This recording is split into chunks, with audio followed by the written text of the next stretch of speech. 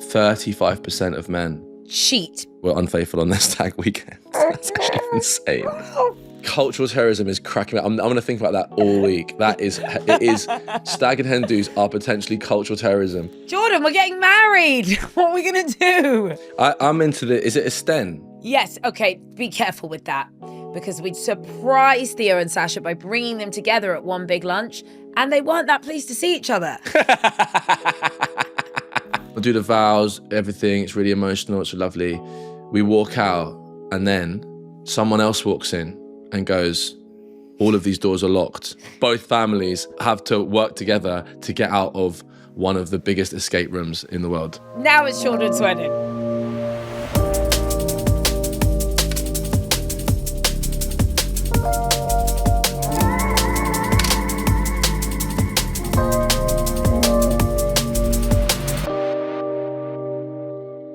Hello, everybody. Hello, world. Welcome to your favourite place. It's time for Listen, Bitch. Oh, yes. I've got you. Finally. T4 Keats is back. Yeah, I suppose so. Yeah, all right. I'll give you a bit of T4 today. Can I just say, we're doing stags and hens, yeah. I've maybe been on 3 stags my whole life, and I'm wondering if I have friends. The theme for this week's Listen, Bitch is Jordan's loneliness. No, stag and hens. Stag and hens. It is the season. And look, I've brought with us my favourite cup, which says, a dash of magic. I thought stag and hen do's could do with a bit of magic. That's very live, laugh, love. No, it's not. You're on the edge of that cup. This is basically an Erica Badu voodoo mug. I'm just not sure about that. It's the word magic, not woo-woo. Those cunts aren't taking magic from me. It's not the magic that's being taken. It's the fact that it's on a cup. Oh, got you. And it just says a dash of magic. I like a dash of magic. It's something a wizard would say. God, they've just taken it. They've taken it. I'm drinking wizard tea, bitch. Yeah, I'm drinking wizard tea, bitch. This is wizard tea. Drinking that magic brew, motherfucker. So the theme is stag and hen do's. I've been to a few. Went to Ellie's, Ellie, who I work with, who's next door. Let's get some more of those beautiful stories. Let's have the first question for this week's Listen, Bitch. The theme is stag and hen do's. This is Hannah. I'm from Macclesfield, but I live in Houston. I have a really bizarre question. I'm 35. I've been on a few hens in my time. However, how do you deal with a person who is in the hen party or stag party who isn't the bride or groom, that has very much main character energy and likes to steal the limelight? We've had that experience in the past in our friendship group, that there's one person that continues to be the centre of attention, main character, even when it's not their turn. So how do you navigate that on a hen do or a stag do when they have to be invited? This is the issue with stag and hens. There's a lot of hierarchy. So there's the people that really helped organize it, and they like to tell you about that a lot. And they're the people who probably make the group that you have to be in. And there's a lot of orders, we're doing this for blah, blah at this time. Then because she likes this, we're going to do this. And that person has usually worked their ass off to make said hen or stag really special for their best friend. So I imagine when it comes to it, they want people to know that they were a big part of it, which is fine. But with all the other shit that's going on in a hen, I just feel like they're so political. How to navigate that would be the general navigation of a hen, which is just let people get on with it, because people are mad in this arena. I don't know why. It makes people so loopy-loop. I'd say booze is a pretty big part of the stag and hen experience. So have you been to it? You've been to a hen before where that just one of the gals there are trying to steal the limelight from the bride to be. God forbid. Yeah, but it's usually in the form I've seen it take shape is because I'm the best friend, because I'm the closest, because we've been through so much. I feel like when someone's getting married, they're trying to flex on bride people. Or groom they become the famous person that people want to be near, or in the same way, even with death, when someone dies, people are I know I really knew them. you know, it's a way of feeling more connected to the process of whatever's going on, whether that be a wedding or a funeral. That's really interesting. But I don't know how to handle these people. Sorry, I don't have advice for that, apart from just like let them get on with it. Because with it, hens can be so stressful. You just have to take it with a pinch of salt and a dash of magic, as my cup says. You know what? I just don't have an answer. I'm so sorry. I wish I was more in the know. And also, like I say, I think sometimes I do miss these bits now because I'm just like not really on getting drunk for 4 days, whatever people do. But also, why hen? Then you know what? That's going to be a question, I reckon. Why hen? Why stag? Let me look it up now. Can we have the next question, please? Hi, Jordan and Miquita. My name's Caillin. I'm from New Zealand, but I moved to London about a year ago. On the topic of hens and stag parties, it seems that there's this standard that people enjoy roasting their friends rather than celebrating the love they've been fortunate enough to find, which I find quite odd. I had a friend that came out of a train station once early in the morning and he said there was a guy handcuffed to a pole in his boxers, wasted, asking for help, and he'd mentioned it was his stag as if that would make it any less weird. And then also recently a guy at my work said he was going to a stag in Ibiza and that they'd hired a person with dwarfism to handcuffed to their friend for the day, Jesus which I Christ. was blown away. I didn't even know there was a market for this kind of thing, or that's the level that it's been taken to. What your experiences with a stag or hens party are? Have you been to any that are more enjoyable and a bit more normal? And secondly, where do you guys think that this has come from? Like, why has society accepted this notion that it's normal to humiliate your friends rather than just celebrating each other? Yeah. It's just fucking hell. I've not experienced that level of crazy. But it's a lawless world, the hen and stag. I suppose what you're saying, Caitlin, is there has been this shift, which is now kind of cemented, which is about humiliation rather than celebration. I don't know whether so much with women. Feels like hens are more... I don't know the right word, but I do hear more kind of humiliate the groom. And I suppose traditionally at a wedding, the best man humiliates the groom with terrible stories about him like sleeping with sheep. I mean, this is like a joke in 4 weddings and a funeral. Like that's how cemented this idea is. So I really don't know what that's about, but it really is making me think of Don't Tell the Bride a lot. And the main objective is to get as fucked up as possible. Yeah, it's like a hazing. En masse. Yeah, it's like a hazing. You're so right. And I suppose there's a part of it that must be historically like, you're going to be whipped now by your wife or like some sort of like... I guess it's like some odd contorted, like mutated Western version of like a rite of passage, like an initiation ceremony, you know, where it's like... Yeah, an initiation, yeah. I guess there's this idea that you're entering into a new phase of life which requires growth, except how we think people can get the growth is through like being in so much, like being so dehydrated and confused that... Yes, wrecked and humiliated. It's impossible for them to not be a better person afterwards, yeah. But I mean, what are you learning about growth to be handcuffed to someone who has dwarfism for the day? What is that? What is the lesson in that fucking exercise? Let me talk about the kind of things historically people did, because I think we should do this instead of that. So in ancient Greece, the day before marriage was known as the proolia. The bride, along with her mother and other women, would make offerings and sacrifices to appease the gods who might see fit to ruin the day. Especially Artemis, fucking Artemis, goddess of chastity and childbirth, obviously. Classic Artemis. And then similarly, the old Scottish custom of feet washing, a symbolic cleansing of the bride by her female friends. That's really cool. That would be nice. Hang on, this is nuts. Victorian era stag parties, oh my God, I wonder what they are like. Involved activities such as, see, this is civilized.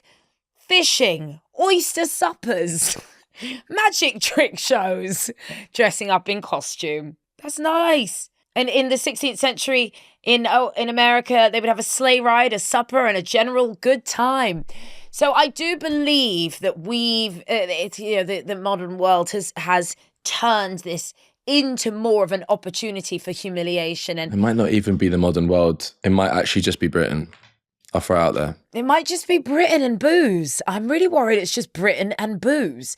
Nah, they must get fucked up in like on German stags as well. Yeah, German, I feel like maybe. And also, I imagine do the humiliating stuff as well. But do you know what there might be a little element of, Jay?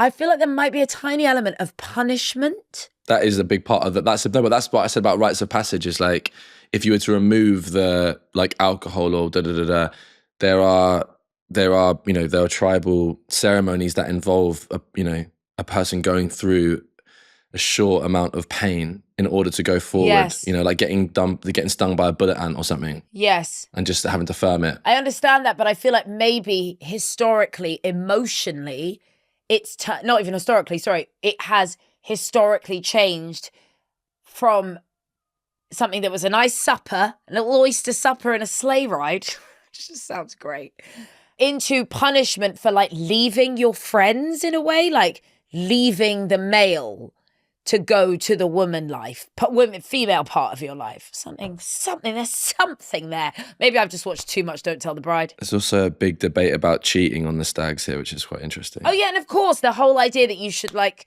have your last night of... Have one last blowout and totally cheat on your soon-to-be wife. Like, what? Also, vice versa, I'm sure, but not as much. Yeah, but can you imagine the energy? Can you imagine how you'd feel walking up the aisle, standing up when you know you fucked someone? It's men that are mostly admitting it. 35%. 35% of men cheat. Have said that they were unfaithful on their stag weekend. That's actually fucking insane. A third of men. No, but listen, I think this chaos is almost specific to British stags. I think it might be European. I think this binge drinking, fancy dress. When I typed in European, mostly it's about the European destinations cracking down on British stags. Oh my God. It's about more like Spain trying to keep us fucking out. Out, yeah.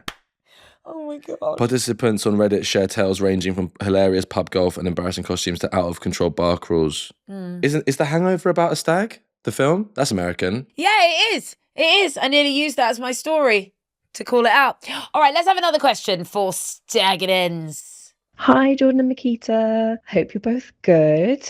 Love the podcast. Love you both. Love listening every single week. I'm Miranda, calling from South London. So I have many thoughts and feelings about stags and hens. I just organised my best friend's hen do. Her partner's stag do is this weekend, and it's just so kind of evident from like the different approaches between like the female group and the male group, like how kind of peak heteronormativity and gender binary, like just such a magnifying glass on those dynamics. I myself am engaged. It's something that I've thought about a lot in terms of like the social pressure of like having like lots of disparate friend groups come together, and there's all these expectations about what a hen do or hen weekend is going to be. So I don't really know what I would want for myself. If you guys were getting married, what would you want? Would you want a stag do? Would you want a hen do? And like, what would your ideal stag or hen be? Oh, God, I love this question. Jordan, we're getting married. What are we going to do? I'm into is it a sten? Yes. Okay, be careful with that, because we did it with Theo and Sasha and it was a fucking disaster. I mean, solo was good. There was like 5 of us with Sasha and then 25 of them with Theo. Alfie, Lily's brother Alfie, as Theo's best friend, my cousin Theo's best friend. And he was very sweet and went all out and hired this fucking massive 20-bedroom house that looked like a porn director had built it. That Game of Thrones money, baby. Let's go. That's right. Thank you, Game of Thrones. So true. And then, and there was like literally 25 of them. No. And they were there for 2 weeks. Too much. That's insane. Who needs a 2-week stag? 2 weeks? Too much. And they had like this lady we know called Terry was the organizer of it. And she was like every day had an itinerary. They were going out and getting fucked every single night. We did 4 days on our hen version. I was so tired. And obviously I hate Ibiza. I love Ibiza. Then we surprised Theo and Sasha by bringing them together at one big lunch. And they weren't that pleased to see each other. That is actually funny. We were like, oh, right. Oh, for fuck's sake. She was like, I don't want to see him and his mates on my hen. I was like, oh. And then all the boys were like, why are you lot here? The only reason I ask is I just like by these traditional boundaries. I just couldn't have one because I've got probably more girlfriends or female friends than male friends.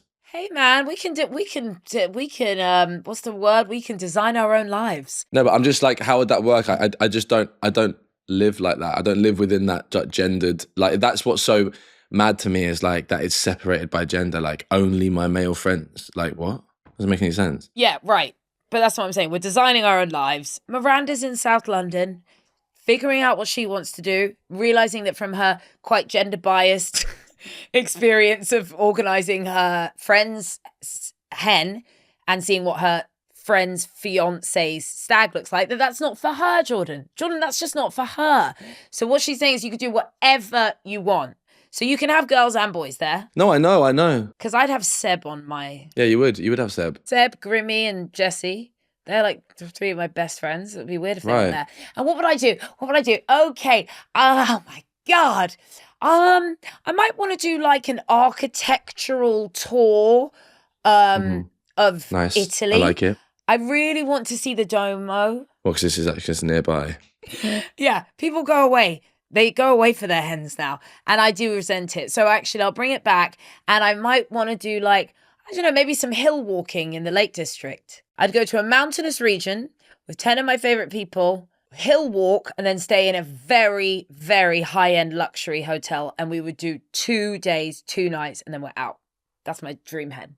I can't comment on what my sten would be, or what my non-gendered stag would be, because I just like, I'd need my girls there too. Like I'd need them there too. Yeah. Also, I'm sober, so I'm not really trying to do anything too crazy. I mean, maybe we could. Also, I'm like my own version. I'm my own version of sober. Yeah, you could go hang gliding. Yeah. You could do loads of cool shit. We could, but I can tell you what I would do for the wedding ceremony if you want to know. Yes, tell me about your wedding. So what would happen is some would say suspiciously normal for me.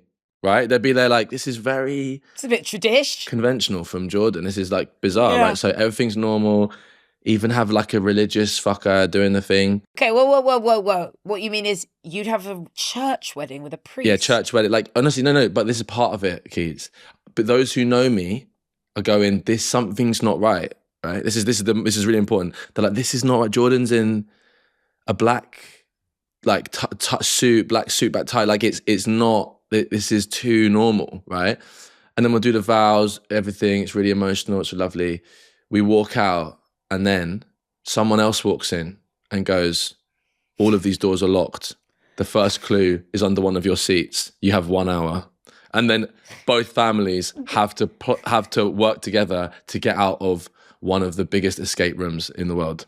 Escape rooms in the world. That's actually fucking amazing. Like they literally, you've got... maybe I'll give him 2 hours. And then you'd be like, oh, now it's Jordan's wedding. And they go, we've been duped here. We've been duped. Fucking hell. And then I'm actually watching it on video and I'm giving them clues. No, but I can actually see like Emma and Garfield like coming together to be like, right, how the fuck do we get out of this room? Yeah, everyone else is going, this is a joke. And Emma and Garfield like, no, this is fucking serious. Let's get this done now. Yeah, let's get this done now. Well, mine's a little bit more traditional. Grove.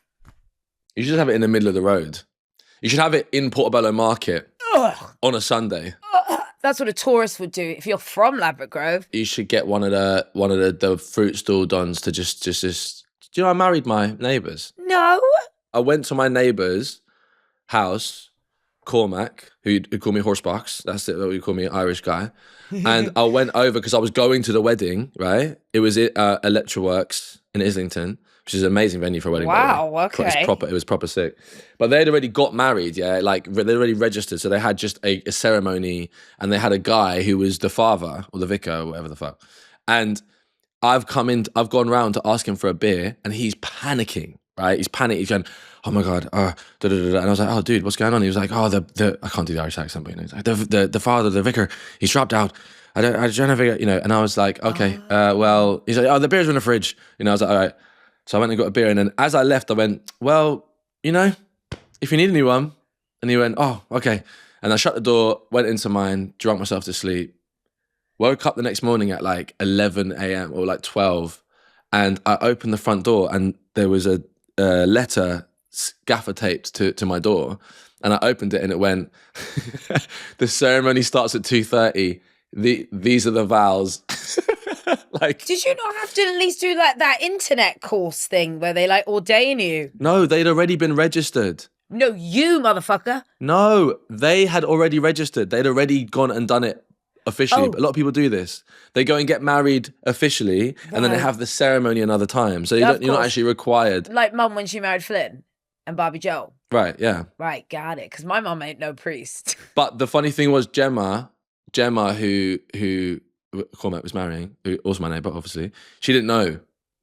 So suddenly you were there. she walked down the aisle and bust up laughing. And it was actually surreal. And I did it. I married them, and all of the Irish family thought I was an ordained priest. Wow, what? Wow. Yeah. That's some fucking good acting. Yeah, Okay. it's pretty Well nuts. done you. I wasn't acting, I was fucking freestyling. I was also fucking hungover to shit. But Oh, anyway. yeah. But it was amazing, and life is crazy. Wow, Jordan is available to marry you if you want then. Yeah. Let's have another question. It's stag and hen time. Hi, Miquita. Hi, Jordan. It's Sarah from sunny Birmingham.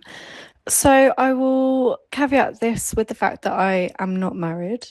I am, however, in a long-term relationship. And I was just thinking about stag and hen do's and about them being touted as the last night of freedom. And I was wondering Yeah. whether this is actually quite an Mad. unhealthy way of looking at marriage, because if that is Yeah. your last night of freedom, then what does that imply Yeah, about a man. marriage? Just wondered what you thought. Bye. Well, I think this ties into our just monogamy chat that we're desperate to have, that the world is just pushing us to have, Jordan.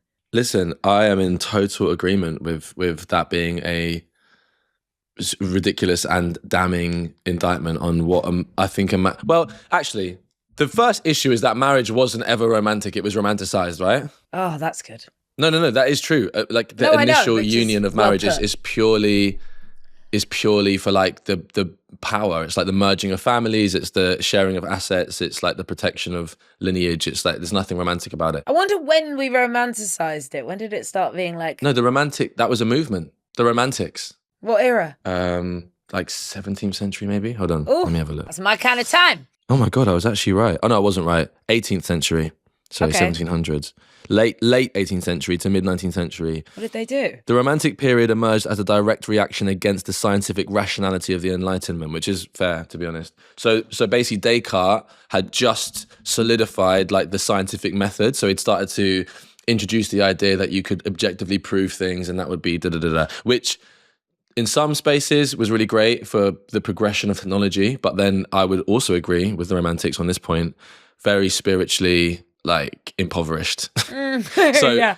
so the Romantics are pushing against it, but you could then argue the Romantics themselves have gone too far because then you're making literally irrational decisions based on a fantasy. That's what some people would say. So like, you know, if you romanticize a person and a relationship, Yeah. you're falling in love with a fantasy. You're not necessarily idea. the person itself. And with marriage, like we have romanticized it, but then I would argue that there's an objective truth of marriage which burdens way more responsibility. Like someone said the other day, I can't remember who it was. I wish I could quote them, I could say their name, but they said it's backwards how we have it. It should be hard to get married and easy to get divorced, right? But it's easy to get married and hard to get divorced, which is silly.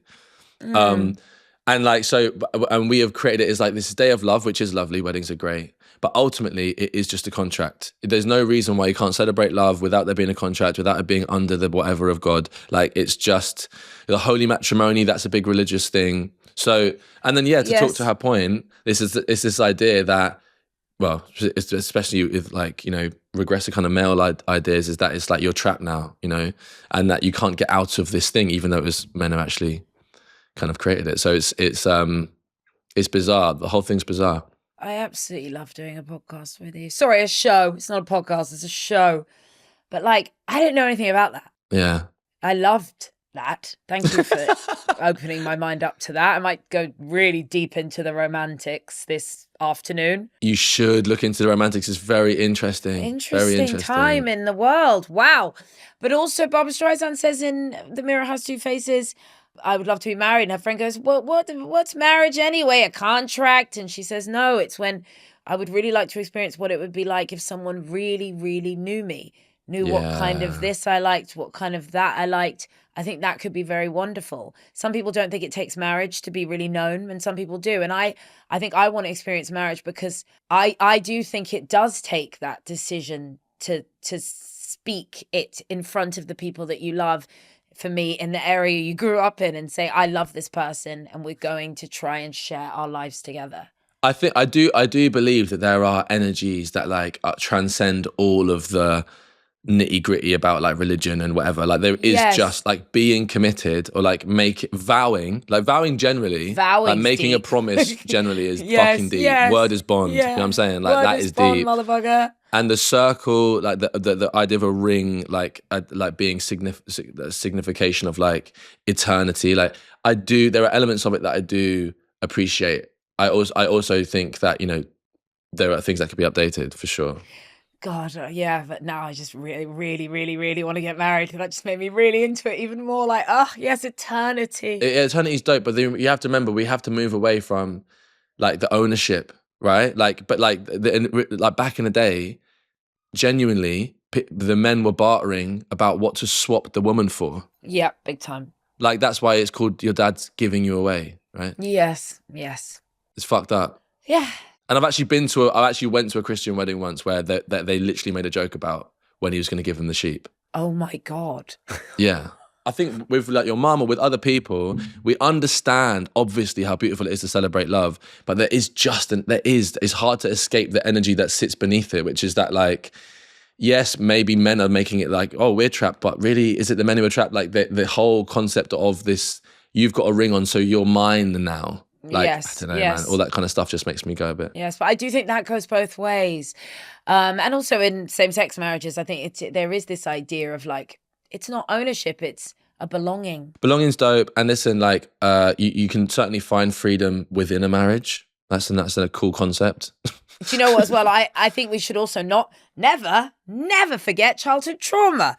And I was talking to Mum about, I said, oh, we're doing stag and hens and we were talking about weddings. And I said, what is it that makes you feel so against marriage? And she was like, again, you know, she said, I came from a place in Suffolk in the 70s where the only thing every girl in my class wanted to be was engaged.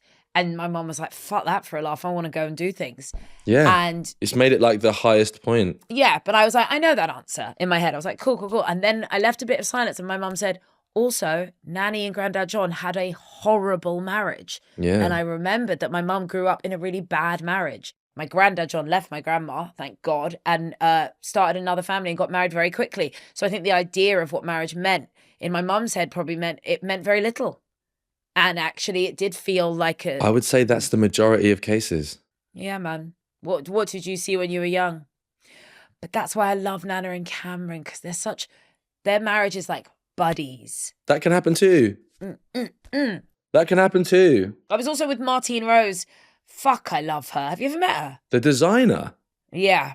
The designer that Kendrick was rocking in that video. Yeah, actually. Yeah, Martine's You're mates with Martine Rose. Sort me out. The fuck? Yeah, she's friends with the family now. I want one of her tracksuits. Yeah, I know, innit? I mean, her clothes are fly. The fuck is happening? Garfield met her at Jamie Winston's wedding. And her boyfriend, Darren, is like an old school raver. And him and Garfield are like this now.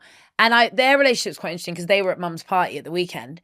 And they've been together a long time, I think like 20 years plus. And they have 2 kids that are about 10 and 9 who are beautiful kids. And they were giggling, like cracking each other up in the corner for about an hour. And I was like, oh, I love your relationship. Yeah, that's great. Sorry, we've gone way past stag and hen do's there now.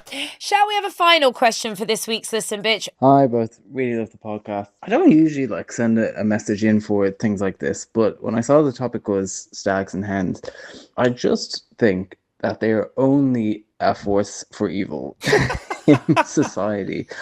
But with stags, you've got like British.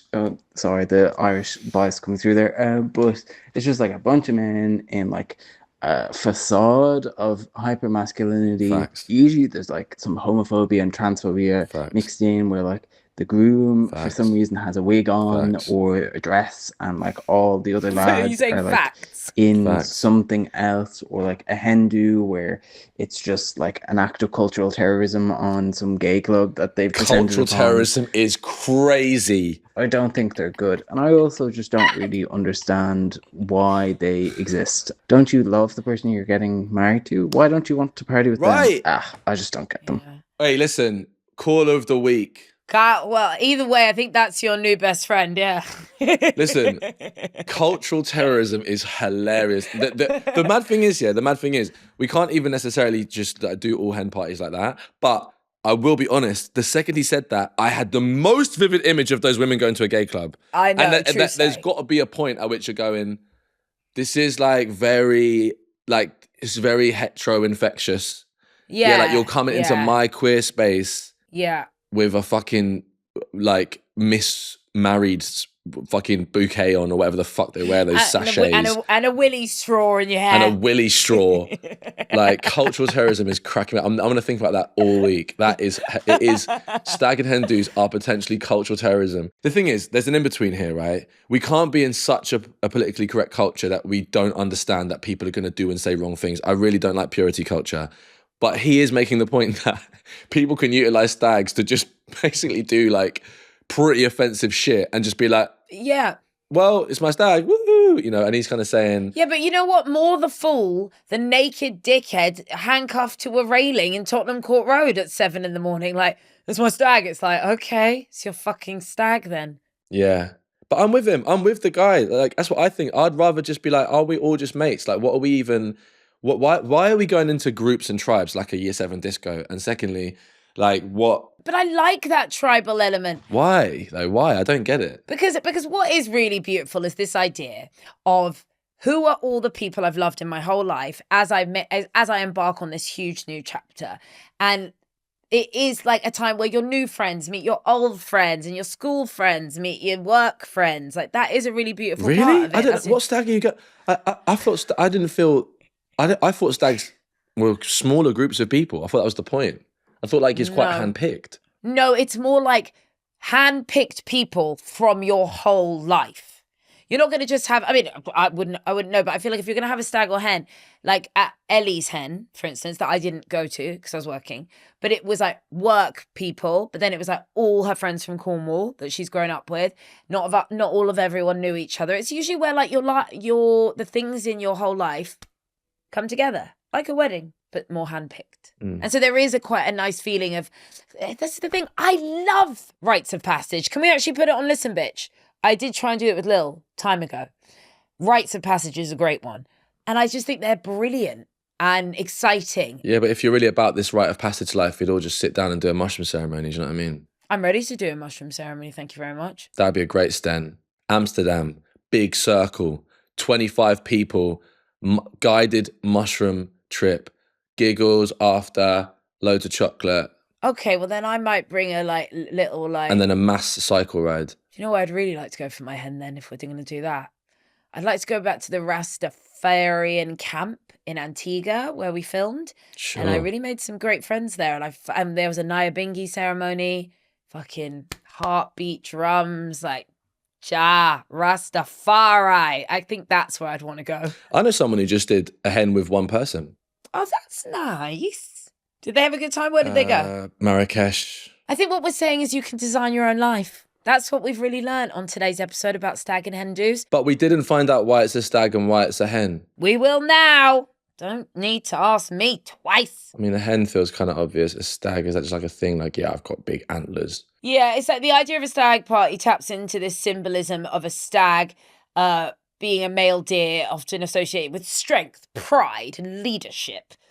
The groom, like the stag, is at the centre of the celebration, surrounded by his group as he prepares to enter a new phase of his life. Okay, so what about the hen then? Is a hen a signification of leadership? No, we're a submissive little chicken.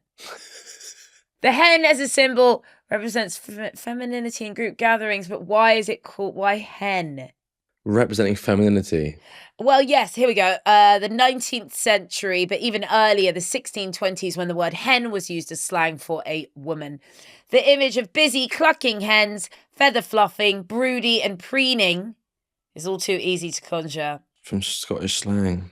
Yeah, fair. Because, you're right, it is British stag and hen, because in America, it's the bachelor party and the bachelorette, which make a hell of a lot more sense. Yeah. We've decided to personify it with animal terminology. I mean, I'm into the animal thing, but I just... Me too. Yeah. It's very us. But like, again, yeah, I don't know. It's funny because you're into tradition, aren't you? And it's like, from my perspective, I look at traditional things and just be like, I just think it's just confirmation that we are just absurd as a species. Says the man who is going to lock the church and turn it into the greatest escape room that ever existed. Have you ever heard of that before? In response to traditionality. You've proved my point. Exactly. I want to throw a grenade into the concept of it. I'll be like, oh, you think I'm doing tradition? Say less. I'll see you in an hour. You think I'm doing tradition, bitch? Good luck. And by the way, if you don't get out, I'm not helping you, boss. Can't wait. I can't wait for my invite, darling. Can't wait. Jordan's getting married. I'm going to be like, I'm not going to that. Yeah, facts. I mean, just like, stag and hen, sure, okay. And then you got like, there's just like so many things. Like, for example, even when I watch Prime Minister's questions, part of me is like, why are these people just grunting at each other? Like, is it not weird that we've just normalized so many things where we're just like... No, that is crazy. They're just going, if you watch any kind of like lengthy moment in the Houses of Parliament when everyone's doing their debates and their speeches, it's bizarre. It is so bizarre. Like, they just go, and then also magistrates. Why are they wearing that wig? No, we've talked about that, and I told you that costume is an important part of people entering an important but it's absurd. Zone where certain things matter. Otherwise, it's just a guy with a stick, or whatever it's called, hitting a table. A gavel. Without the wig, it's just a guy hitting a wooden tabletop with a gavel. Yeah, I'm fine with that. These things are important. The wig isn't what makes me believe whether or not their sentence is fair. I'm not like, oh, that was insane, but he is wearing the wig. But don't you think it's insane that after however many years, we still decide people's fate on 10 people or 12 people that have never met them, just listening to evidence and deciding? No, I think jury is nearly the most sane part of it. I disagree. I'd rather a lie detector. Okay, well, they're famously unreliable, but yeah, you could argue that the jury could be like professionals. They could be people who like know things. They can't just be like easily swayed by things like, racism or whatever. I told you Kelly did jury duty. But communal council vibe thing, using your community to come to decisions, that in itself is ancient, and I love that. Yeah, I suppose that is quite good. But I mean more, why is he wearing a wig? Like I'm just saying, like, what we just accept some things. Of course we do. That is the incredible part of tradition. There's a Tyler the Creator lyric which is just really dismissive. It's very funny. It better have something to do with stag and hens as we end this journey through the stag and hen do's of our time. Yeah, because it's traditional, so I'm going to end it with it. Go on then. Give a fuck about tradition, stop impressing the dead. Oh, I disagree, Tyler. I disagree. I say lean into tradition and speak to your ancestors. Listen, I fuck with my ancestors hard. Shout out my ancestors, my allies and ancestors. Love you forever. Shout out to my ancestors. Shout out my ancestors each and every day. Big them up, yeah. Anyone who's come before me, mass respect. Mm-hmm. Some of my ancestors hadn't had to deal with getting charged £5 an hour to park in central London. So it's like, some things have to change. We're now too far from stag and hens. I'm shutting you down. Jordan, thank you so much. It's been great today. I had a really good time with you. Love ya. I feel like we've been on about 5 different stag and hens do's. And we now know what our weddings are going to look like, which is great. This is just great news for everyone.